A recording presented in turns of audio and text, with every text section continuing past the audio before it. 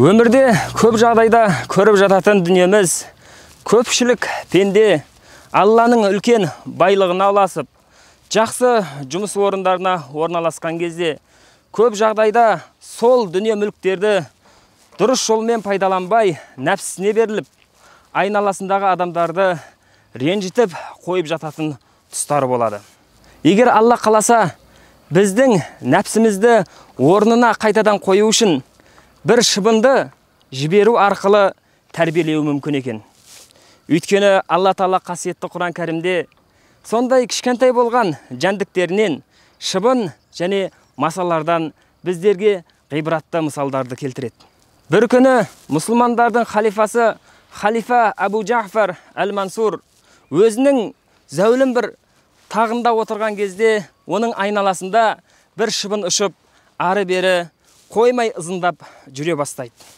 Сонда халифа Абу Мансур ашуланып шыбынды ары-бері қуады, бірақ әлгі шыбын ызылдап кетпей қояды. Шыбынның нәпсісіне тигені соншалық барлық ашуы өне бойына тарап, көзі қызара бастайды. Осы уақытта нөкерлерінің бірі есікті қағып: "Уа халифа, уа мұсылмандардың әміршісі, сізге бір кісі келіп тұр" дейді.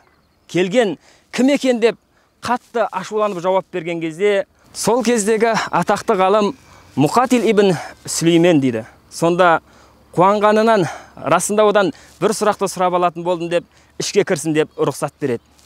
Сүлеймен ибн Мұқатил ішке енісімен халифа Абу Джафар әл-Мансур сұрайды: "Сенен бір сұрағым бар" дейді.